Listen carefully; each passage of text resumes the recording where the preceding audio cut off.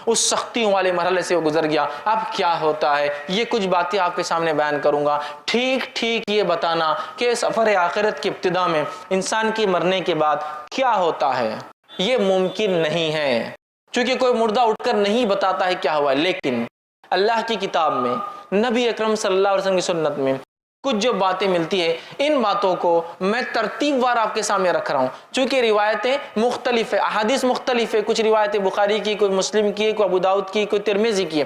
لیکن اگر میں الگ الگ حدیثیں رکھوں گا تو شاید عنوان مکمل نہیں کر پاؤں گا. تو میں نے ان سب روایتوں کو ایک تسلسل دے دیا، کڑیاں جوڑنے کی کوشش کی ہے کہ ایسا ایسا ایسا ایسا ایسا ہو سکتا ہے، تاکہ ایک واقعے کی شکل میں، ایک آرڈر کی شکل میں کچھ باتیں آپ کے سامنے آئیں. ورنہ یہ تمام باتیں احادیث سے ثابت ہے اور کچھ قرآنی آیتیں بھی انشاءاللہ اس کے اندر آئیں گی. تو آئیے، سفر آخرت کی ابتدا موت سے ہوئی، انٹری ہو گئی موت کے ساتھ، انسان مر گیا. مرنے کے بعد اب کیا ہوتا ہے وہاں سے دیکھتے ہیں. یہ سفر آخرت کی ابتدا ہے.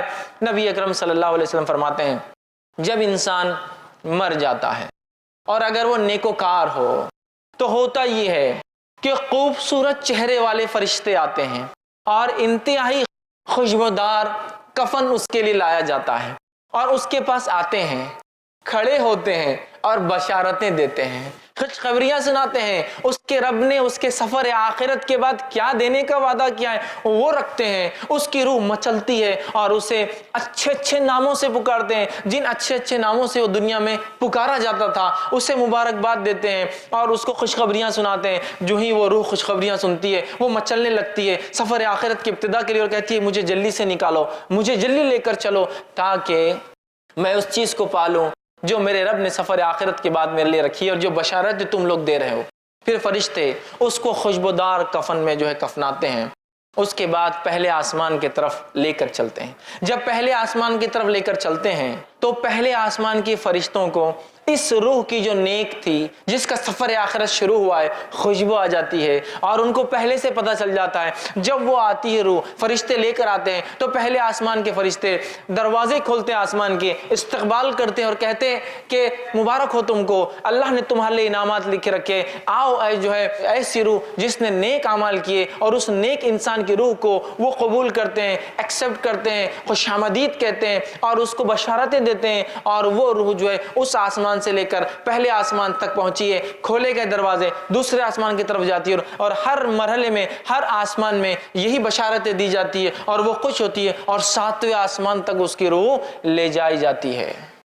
7ویں آسمان تک اس کی روح لے جائی جاتی ہے. پھر اللہ تعالیٰ حکم دیتا ہے اسے واپس اسی جگہ ڈال دو، اس لیے کہ میں اسے دوبارہ اسی سے اٹھاؤں گا. پھر اس روح کو لا کر قبر کے اندر ڈال دیا جاتا ہے. وہ نیک انسان جب قبر میں ڈال دیا جاتا ہے تو ڈالنے کے بعد وہ نیک انسان جو قبر میں بیٹھ جاتا ہے، یاد رکھیے. اور اس کے بعد وہ مرحلہ شروع ہوتا ہے جو بہت سخت مرحلہ ہے، وہ ہے سوال اور جواب کا مرحلہ. منکر اور نکیر 2 فرشتے داخل ہوتے ہیں. بہت اندازہ لگائیے، مٹی کا گھروندہ ہے قبر، نہ کوئی دیا ہے، نہ کوئی لائٹ ہے، نہ کوئی ایسے ٹمٹما چھوٹی سی روشنی بھی موجود نہیں ہے. اور اس کیفیت میں اس مٹی کے نیچے انسان دبا ہوا ہے. دنیا میں چھوٹے موٹے کیڑے مکوڑوں سے لوگ ڈرتے ہیں. اندازہ لگائیے اگر اعمال صحیح نہ کیے تو پھر ڈھیروں من مٹی نیچے دبنا ہے. کوئی ساتھی نہیں، کوئی لائٹ نہیں، کوئی مددگار نہیں، اور اتنی خوف زدہ، خوفناک منکر اور نکیر جو قبر مٹی کو پھاڑتے ہوئے آئے. اندازہ لگائیے دنیا میں کوئی انسان غصے میں آ جائے تو ہم ڈر جاتے ہیں، وہ پھاڑتے ہوئے آئیں گے اور بجلی جیسی آواز ہوں گی. لیکن نیک انسان آ کر اسے اٹھائیں گے اور اٹھانے کے بعد اس سے 3 سوال کریں گے. اور پہلا سوال کیا جائے گا؟ من ربک، تیرا رب کون ہے؟ نیک انسان اطمینان سے بیٹھیں گا. اور آپ فرماتے ہیں کہ سورج غروب ہوتا دکھایا جائے گا. یہ سب غائب کی باتیں ہو رہی ہے. قبر کے معاملات، سفر آخرت پورا غائب سے متعلق ہے.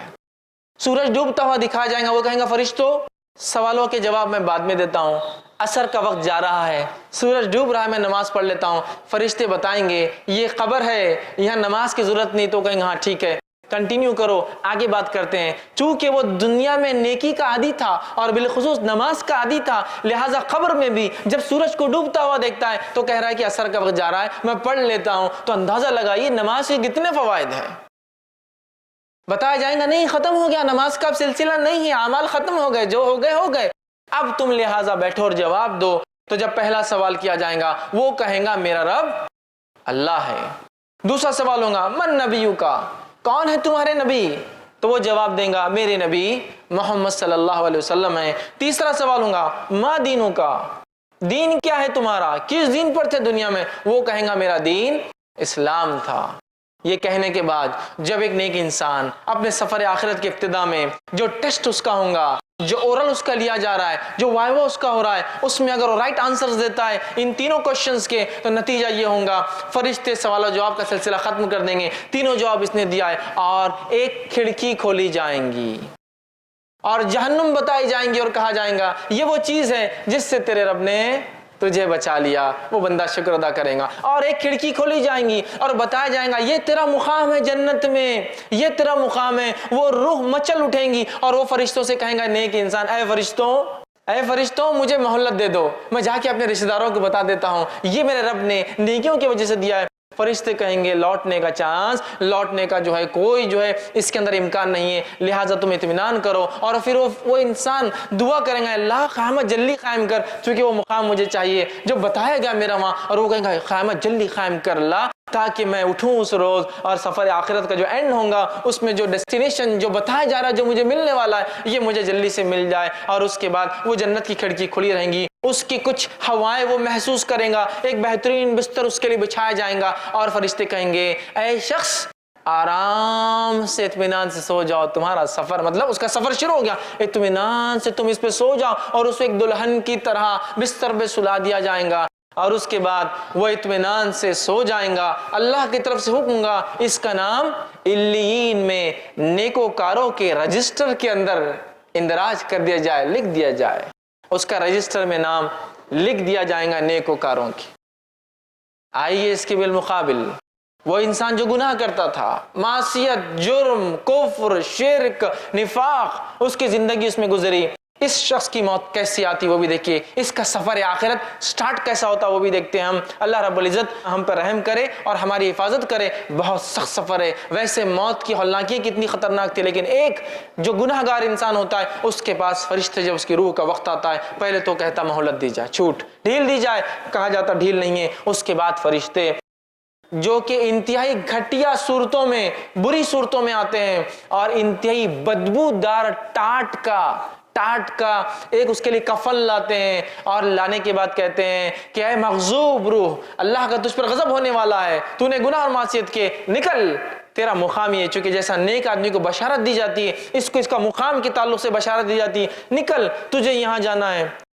اور وہ گناہ گار انسان کہتا ہے کہ نہیں میں نہیں نکلوں گا۔ اس کی روح جسم کے اندر جاتی ہے، جب وہ روح اندر جاتی ہے تو اسی ماحول کی، اسی حالت کی ایک تصویر اللہ نے بیان کی اور کہا وَالنَّازِعَاتِ غَرْقًا، قسماً فرشتوں کی جو روحوں کو جسم میں ڈوب کر غوطے لگا کے کھینچ کر نکالتے ہیں، چونکہ اس کی روح باہر آنا نہیں چاہیں گی، وہ اندر جائیں گی، اور یہ فرشتے اندر جا کے روح کو نکالیں گے۔ اور اسی بات کو اللہ رب العزت نے سورہ انعام سورہ نمبر 6 آیت نمبر 93 میں دیکھیے کیسا بیان کیا۔ اللہ فرماتا ہے اے نبی کہ اگر تم دیکھتے جب ظالموں کی موت کا وقت قریب آتا ہے، ٹھیک ہے، اور وہ موت کی جھانکنی میں جا کر پھنستے ہیں، سکرات میں ہوتے ہیں، تو فرشتے ان کے پاس جاتے ہیں، ملائکۃ باسطوا ایدیہم، اور اپنے ہاتھوں کو بڑا کر کھینچتے ہیں اس کی روح کو، نکل، چونکہ ایک نہیں کئی فرشتے آتے ہیں، یاد رکھیں، نکل، اس کو کھینچتے ہیں۔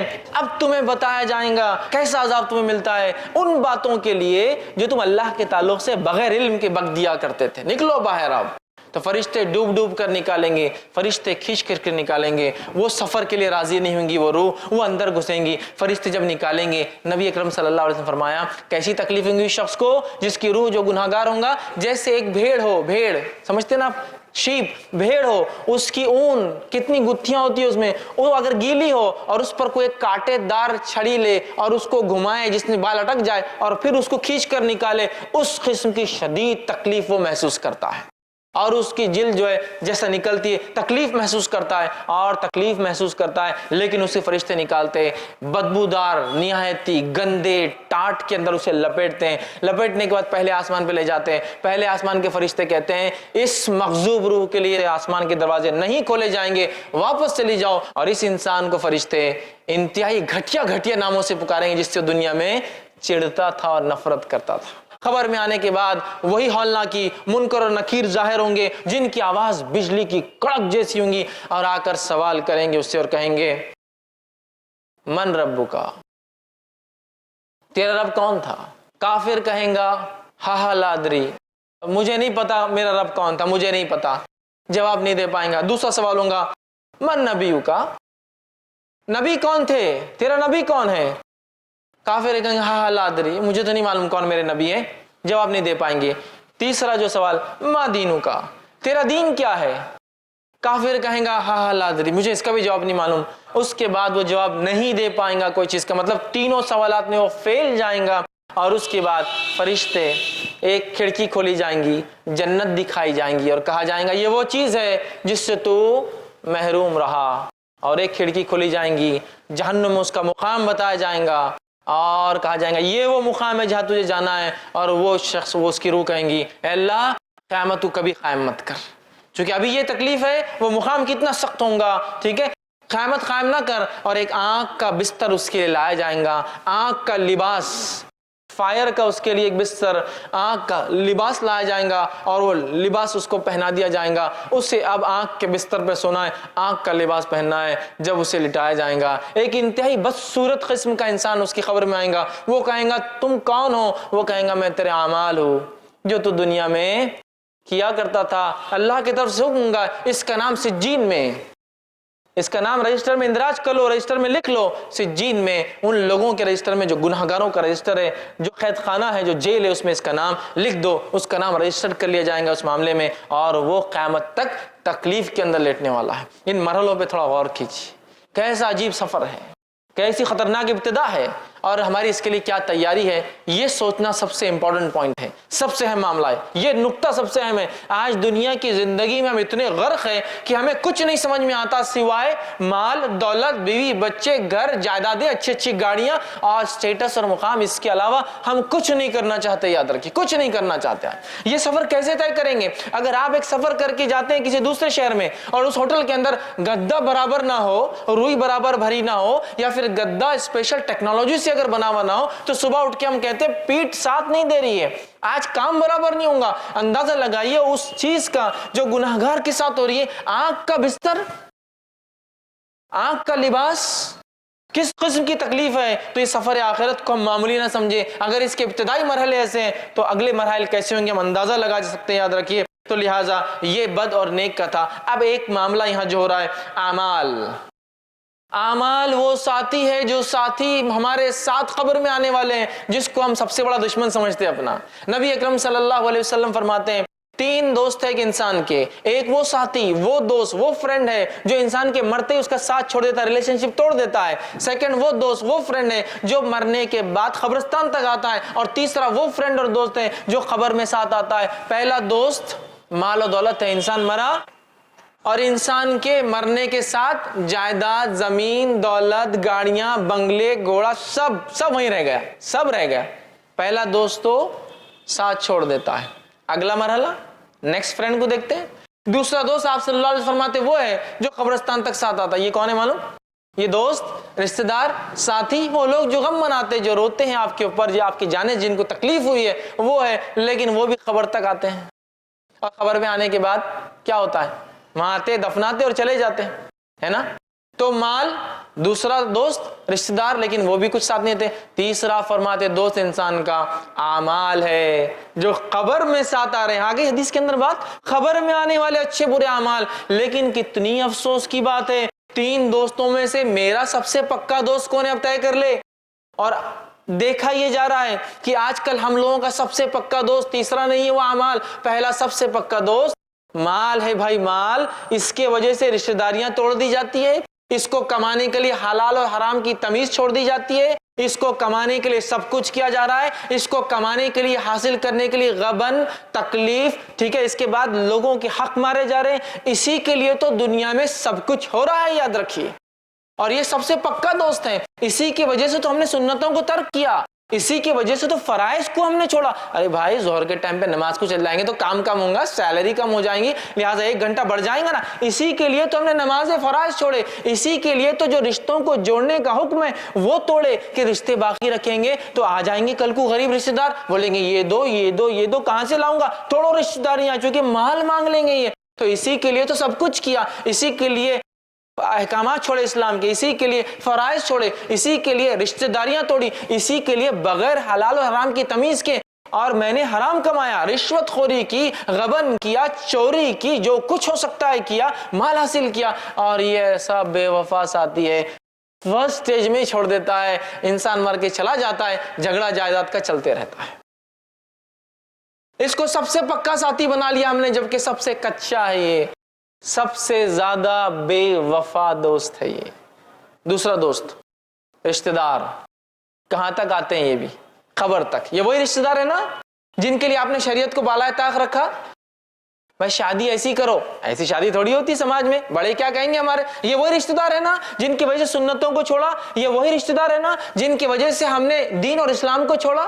ارے بھائی پورے خاندان میں کوئی عمل نہیں کرتا، میں کیسے کروں گا؟ نام دکھانا ہے سماج میں، آگے بڑھنا ہے، بچوں کی شادیاں وغیرہ ہونا ہے، لہٰذا میں یہ قرآن حدیث اور سنت کی بات نہیں کر سکتا یہاں۔ تو یہ رشتہ ہے جن کے لیے آپ نے اسلام کو چھوڑا، یہ رشتہ دار ہے جس کے لیے آپ نے سب کچھ کیا، اسلام اور شریعت کو بالائے طاق رکھا، سنتوں کی اہمیت کو ہم نے وہ کیا، میں میرا بیٹا ہے اس کے لیے کیسا ہوں گا، یہ کر لیا، میری بیٹی ہے۔ رشتہ داروں کے لیے یہ اتنے بے وفا ہے، بس قبرستان تک آئیں گے، دو آنسو بہائیں گے، بیوی ہو تو 4 مہینے 10 دن غم کریں گے، اس کے بعد سب کچھ دنیا کا چلنے لگے گا۔ کوئی ساتھ نہیں آ رہا مال، کوئی ساتھ نہیں آ رہا خبر میں، ایک بھی رشتہ دار جس کے لیے یہ 2 فرینڈز کے لیے سب کچھ کیا، یہ سب سے بے وفا ہے۔ تیسرا جو دوست ہے جس سے سب سے کم اور ہلکی دوستی اور فرینڈشپ ہے میری اور آپ کی آج، وہ ہے اعمال۔ یہ زندگی میں بھی ساتھ ہے، یہ قبر میں بھی ساتھ ہے، یہ مقام محشر میں ترازو میں بھی تولا جائیں گا، اور انشاءاللہ اللہ کے فضل اور رحم کے بعد یہ وجہ بنے گا جنت میں جانے کی۔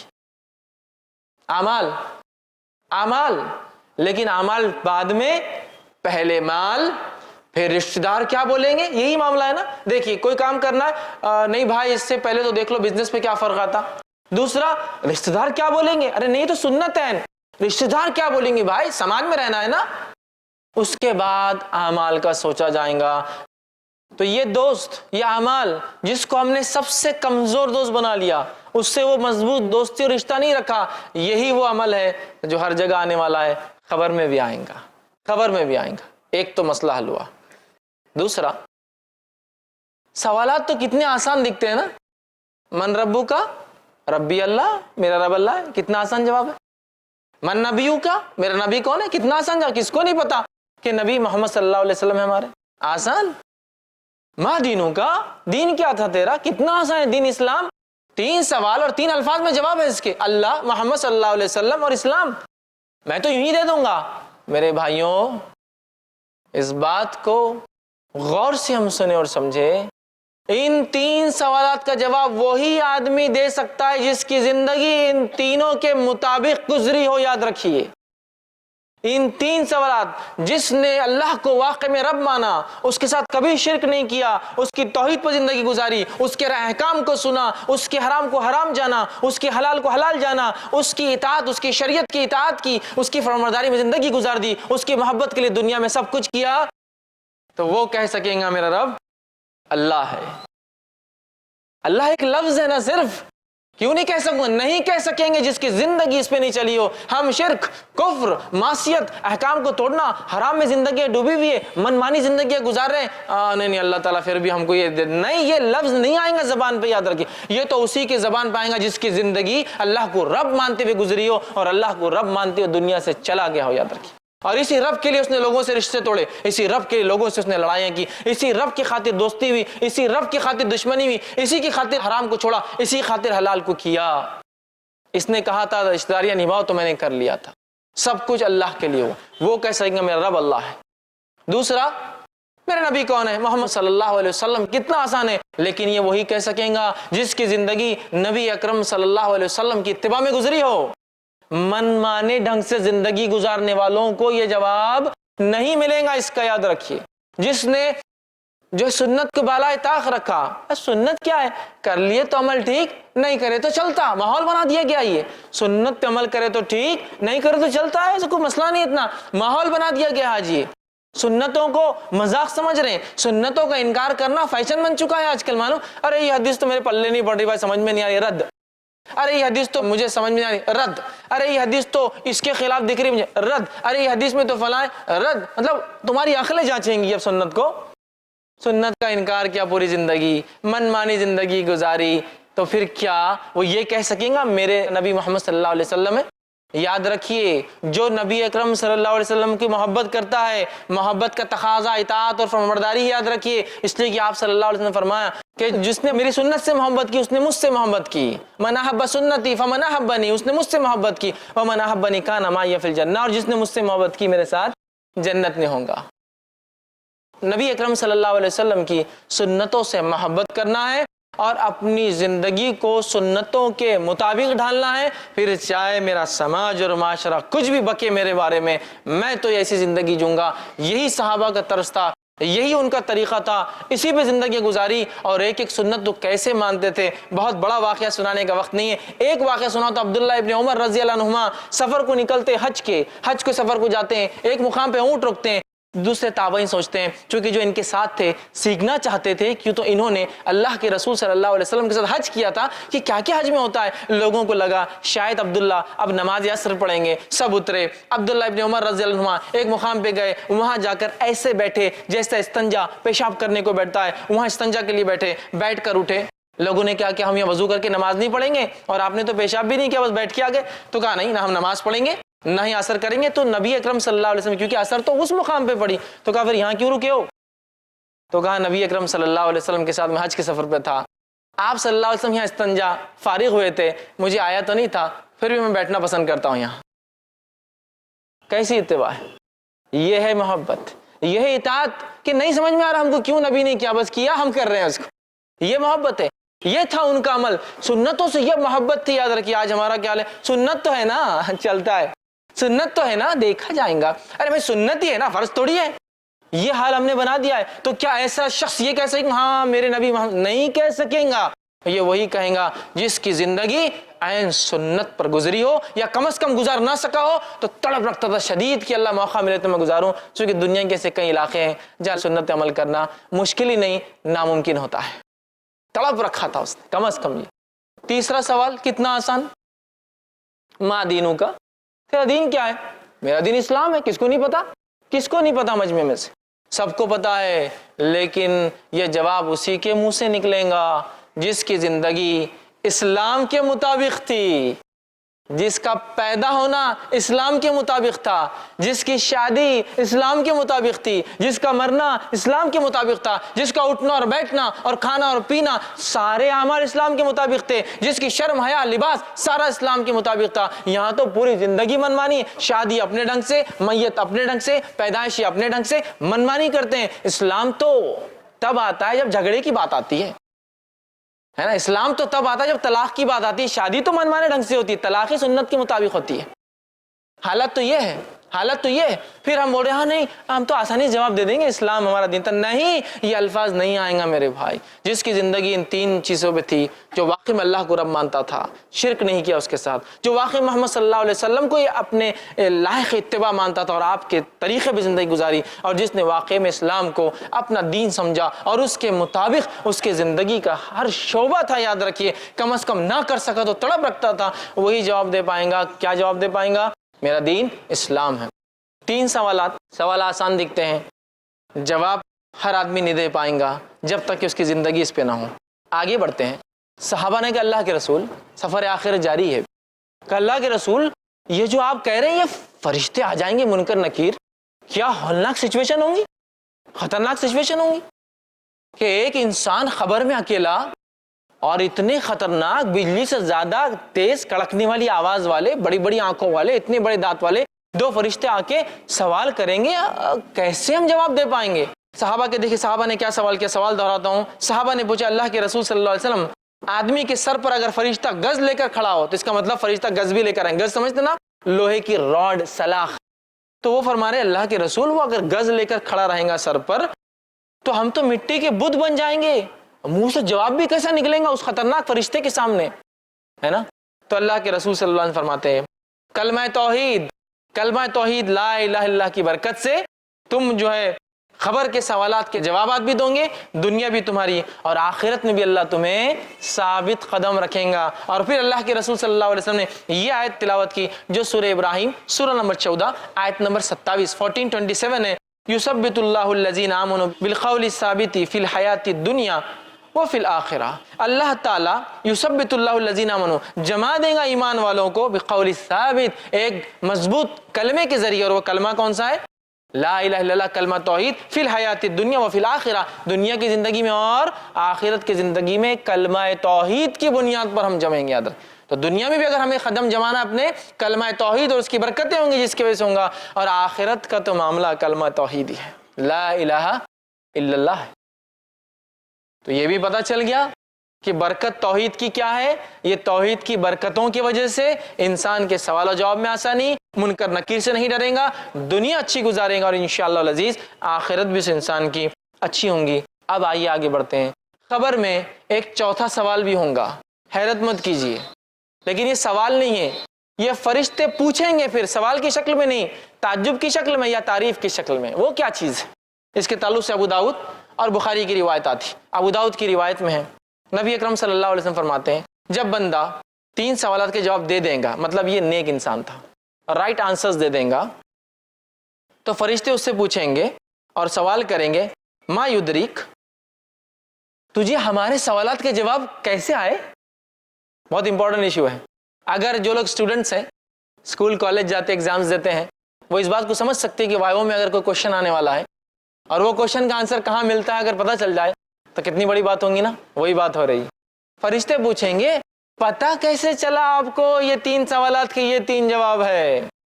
तब सवाल करने वाले तो नेक इंसान क्या जवाब देंगे? सुनिए, अल्लाह के रसूल सल्लल्लाहु अलैहि वसल्लम फरमाते हैं, ये मुस्नद अहमद की रिवायत का एक टुकड़ा, एक हिस्सा है। आप फरमाते हैं, क़राअतु किताब अल्लाह, मैंने अल्लाह की किताब पढ़ी थी, आमनतु भी, मैं उस पर ईमान लाया, वसद्दक़तु, और उसकी तस्दीक भी की थी मैंने कि हक़ है।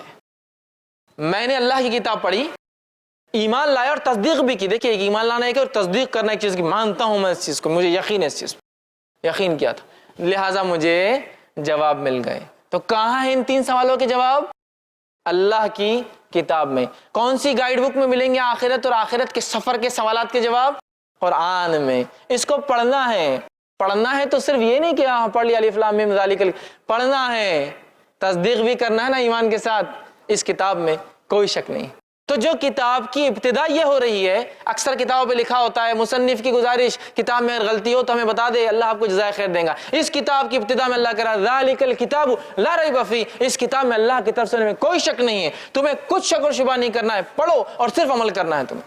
ऐसी किताब इतने प्यारे अंदाज से शुरू होती है। इस आयत को अगर समझना है ना, तो कभी अहले किताब की ज़िंदगियों को देखे तो बहुत तसल्ली होती, क्या किताब है। अहले किताब सिर्फ यही तय करते परेशान है, ये किताब का हिस्सा है या ये किताब का हिस्सा नहीं है, ये किताब का हिस्सा है या ये किताब का हिस्सा नहीं है। एक ज़माने में ये किताब थी, अगले ज़माने में रद्द हो गई, एक ज़माने में ये थी, अगले ज़माने में बोलते ये मौजूद थी। ये हालत है। अल्हम्दुलिल्लाह, इस किताब को सिर्फ आप खोल रहे हैं और इसमें लिखा हुआ है इस किताब में कोई शक नहीं। लेकिन जिस चीज़ में जब शक नहीं होता है तो इसका क्या माना होता है मालूम आपको? इसका माना होता है फिर उसे अमल करना भी लाजिम है। हुकूमत ने कानून पास किया, कानून अगर हुकूमत की तरफ से कोई शक नहीं है तो अमल करना लाजिम है। ज़ालिकल किताबुल, कुरान, कुरान पढ़ना है उसको। देखिए, शुरुआती हो रहा तो इतनी बेहतरीन बात से, तो आगे क्या क्या होंगे असबाक पता नहीं है ना। मतलब पढ़ते जाएंगे तो खजाने पे खजाने। तो कहा मैंने कुरान पढ़ा था। क्वेश्चन 3 आंसर गाइड बुक बता दी गई क्या है। अब दूसरा आदमी जो जवाब नहीं दे पाएगा, फरिश्ते पूछेंगे क्यों जवाब नहीं दे पाया, और कोई अच्छी बात तो नहीं करेंगे उससे। क्यों जवाब नहीं दे पाए? तो वो कहेंगे ला दरईता वला तलईता, मतलब क्यों जवाब नहीं दे पाए? तो वो कहेंगे ना मैंने कुरान पढ़ा ना समझा। तो फरिश्ते कहेंगे तूने ना जाना न तूने पढ़ा। और एक फरिश्ता, एक रिवायत के मुताबिक गज लिया हुआ फरिश्ता, और एक रिवायत के मुताबिक जो सही बुखारी की है 2 हथौड़े लिया हुआ फरिश्ता होगा। हथौड़े, ठीक है, गज गज नहीं, हथौड़े। हथौड़े समझते हैं ना आप? हथौड़ा जो होता है पत्थर तोड़ने में जो इस्तेमाल, वो 2 हथौड़े लेंगे। और जब पूछेगा तूने ना पढ़ा ना समझा, दोनों हथौड़ों को लेके इस जोर से दोनों कनपट्टियों पे मारेंगा तो रिवायत के अंदाजा वो ऐसा चीखेगा, वो मुर्दा इतने जोर से चिल्लाएगा कि जमीन और आसमान की हर मखलूक सुनेंगी उसकी आवाज सिवाय जिन और इंस को छोड़कर, और उसका सर जर्रात में तब्दील हो जाएगा। और यही अजाब उसको क़यामत तक दोबारा उठने तक मिलने वाला है। आँख का बिस्तर, आँख का लिबास, हथौड़ों का अजाब। एक रिवायत में गज के है, गज, वो गज लेके खड़ा होगा और गज लेके खड़ा होगा और इस जोर से मारेगा। और ये गज वाले फरिश्ते और हथौड़े वाले फरिश्तों की दोनों की खुसूसियत ये, दोनों अंधे और बहरे हैं। सुनते भी नहीं है, देखते भी नहीं है, चांद जर्रा बराबर भी नहीं है कि कुछ वो कर सके, ना सुनते हैं ना देखते हैं क्या हो रहा है, लेकिन मारते हैं। अगर दोनों रिवायतों को मिला लिया जाए तो माना ये हुआ एक फरिश्ता कनपट्टियों पे मारता है हथौड़े से और एक फरिश्ता पीछे से खड़े होकर सर पे मारता है गज।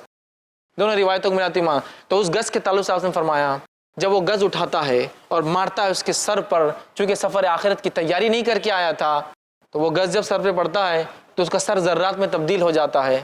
और आप सल्लल्लाहु अलैहि वसल्लम ने फरमाया क्या तुम जानते हो ये गज के बारे में, कैसी गज है वो जो लोहे की सलाख है? साहबा ने कहा आप बताइए कैसी है? तो कहा ये गज ऐसी है कि अगर एक बड़े पहाड़ पर मार दी जाए तो एक वार से पूरा पहाड़ जर्रात, जर्रात समझते ना, जर्रात उन पार्टिकल्स को कहते हैं जिनको बगैर फूके के खुद ब खुद उड़ते रहते हैं इन्वायरमेंट के अंदर, एटमॉस्फेयर में, जर्रात में तब्दील हो जाएगा। और फिर आपने फरमाया ये गज कितनी वजनी बताऊं? इतनी वजनी है कि सारे इंस आदम अलैहिस्सलाम से लेकर आखिरी बच्चा जो पैदा होगा और सारे जिन इब्लिस से लेकर आखिरी जो जिन होगा सब भी अगर जमा हो जाए और इस गज को हलाना चाहे तो हला भी नहीं सकते हैं, इतना वेट होगा उस एक गज का। तो कनपट्टी पे हथौड़े, सर पे गज मारा जाएगा